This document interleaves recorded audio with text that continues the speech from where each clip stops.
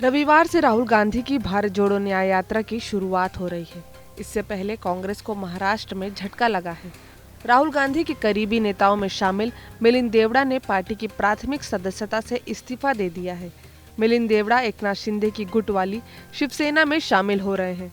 मिलिंद ने कांग्रेस से इस्तीफा देने का ऐलान सोशल मीडिया पर किया। उन्होंने सोशल मीडिया प्लेटफॉर्म एक्स पर पोस्ट किया, आज मेरी राजनीतिक यात्रा का महत्वपूर्ण अध्याय का समापन हुआ। कांग्रेस की प्राथमिक सदस्यता से मैंने अपना त्याग पत्र दे दिया है। पार्टी के साथ मेरे परिवार का 55 साल पुराना रिश्ता खत्म हुआ। मैं वर्षों से उनके अटूट समर्थन के लिए सभी नेताओं, सहकर्मियों और कार्यकर्ताओं का आभारी हूँ। मिलिंद देवड़ा के कांग्रेस छोड़ने की अटकलें पहले ही चल रही थी, लेकिन उन्होंने शनिवार को इन्हें खारिज कर दिया था। उन्होंने कांग्रेस छोड़ने की अटकलों को बेबुनियाद बताते हुए एकनाथ शिंदे की नेतृत्व वाली शिवसेना में शामिल होने की योजना को भी अफवाह बताया था। ज्यादा वक्त नहीं गुजरा जब वे कांग्रेस पार्टी और इंडिया गठबंधन को अन्याय के खिलाफ लड़ने का हथियार बताते थे, लेकिन न्याय यात्रा की शुरुआत के दिन पार्टी छोड़ने का ऐलान कर उन्होंने बड़ा झटका दे दिया। इंडिया जो गठबंधन है, इंडिया गठबंधन का साफ उद्देश्य है कि हम देश के संविधान को अधिक मजबूत बनाना चाहते हैं। हमारा मानना है कि यदि देश का संविधान मजबूत रहेगा तो भारत मजबूत रहेगा। मुझे पूरा यकीन है कि मुंबई की जो मीटिंग है वो एक ऐतिहासिक मीटिंग होगी। मुंबई का एक बहुत ही ऐतिहासिक वैल्यू है। इसी मुंबई शहर से 1942 में महात्मा गांधी जी ने क्विट इंडिया नारा दिया था। उस समय भी हम अन्याय के खिलाफ लड़ रहे थे, आज भी हम अन्याय के खिलाफ लड़ रहे हैं। कांग्रेस के वरिष्ठ नेता मुरली देवड़ा के बेटे मिलिंद देवड़ा दक्षिण सीट से 2 बार सांसद रह चुके हैं। वह इस सीट से 2004 और 2009 में चुनाव जीते थे। वह कांग्रेस में अखिल भारतीय संयुक्त कोषाध्यक्ष की भूमिका में थे।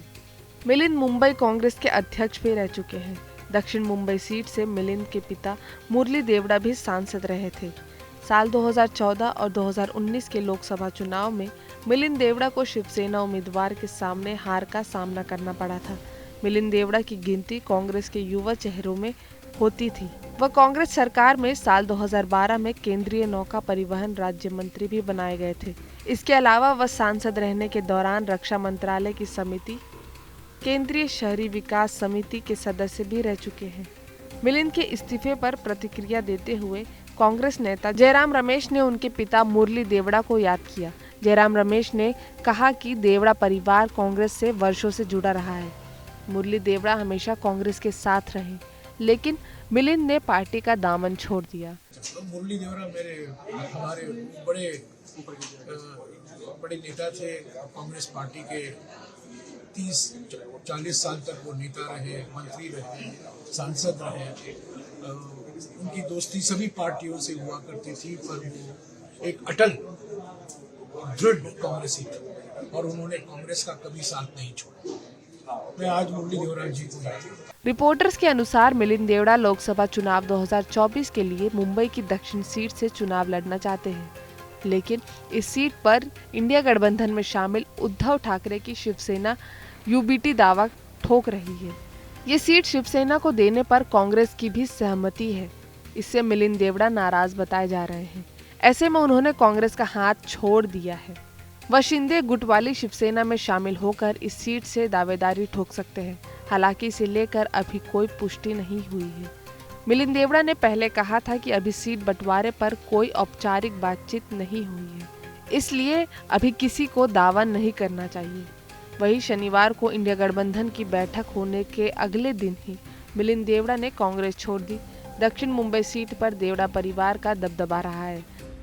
हालांकि पिछले 2 आम चुनाव में शिवसेना के अरविंद सावंत इस सीट से जीत दर्ज कर रहे हैं। चुनाव आज तक।